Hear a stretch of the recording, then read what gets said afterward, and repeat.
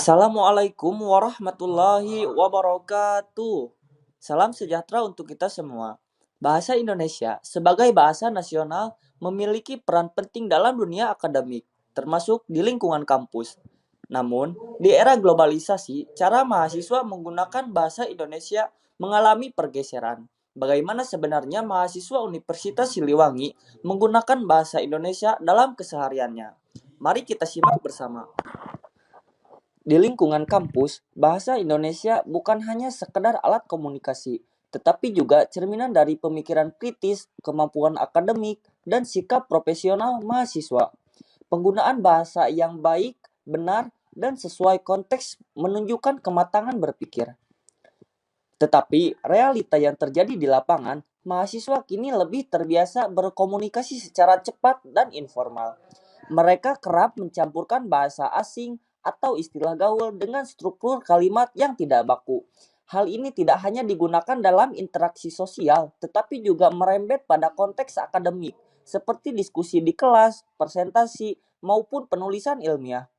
Mahasiswa cenderung tidak bisa membedakan situasi dalam berkomunikasi, sehingga bahasa santai pun digunakan dalam forum formal yang seharusnya lebih memperhatikan kebakuan bahasa. Berdasarkan hasil observasi yang telah dilakukan, ditemukan bahwa penggunaan bahasa Indonesia di kalangan mahasiswa Universitas Siliwangi terbagi menjadi dua kategori utama. Ada bahasa formal dan bahasa santai.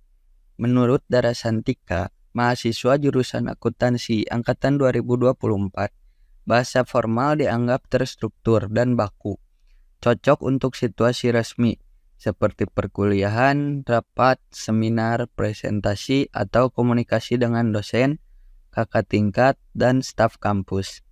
Sementara itu, Siti Hanifah Kartini Agustina dari jurusan Pendidikan Bahasa Indonesia menyatakan bahwa bahasa santai bersifat fleksibel dan digunakan dalam interaksi sehari-hari bersama teman sebaya. Misalnya saat nongkrong di kantin, mengobrol di kafe, atau berkumpul dengan teman-teman jurusan.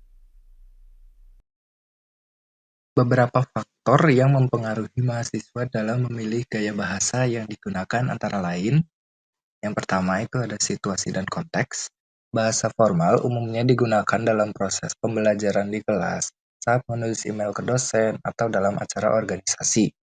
Sementara bahasa santai dipilih untuk suasana kasual seperti chatting di ponsel atau bersama teman terdekat. Yang kedua itu lawan bicara.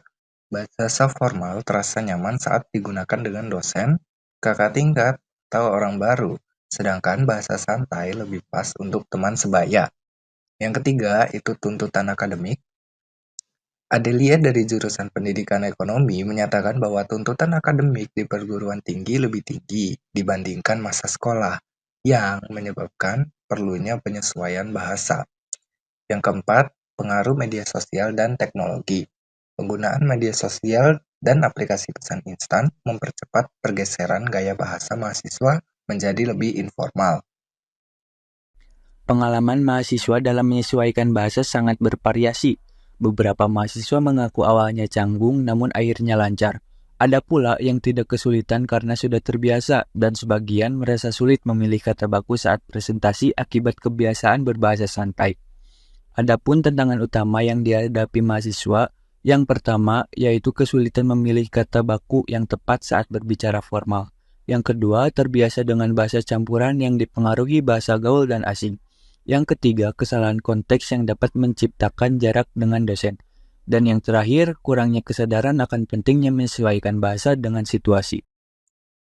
Kemudian, solusi yang dapat diterapkan untuk meningkatkan kemampuan mahasiswa dalam menyeimbangkan penggunaan bahasa formal dan santai. Yang pertama itu ada kenali konteks komunikasi, bedakan dengan jelas situasi formal dan informal. Yang kedua, tingkatkan kosakata baku. Biasakan membaca sumber terpercaya dan berlatih menggunakan kata baku. Yang ketiga, berlatih secara konsisten. Latih penggunaan bahasa formal dalam situasi akademik. Yang keempat, bertanya jika ragu. Jangan ragu untuk bertanya kepada dosen atau teman yang lebih paham.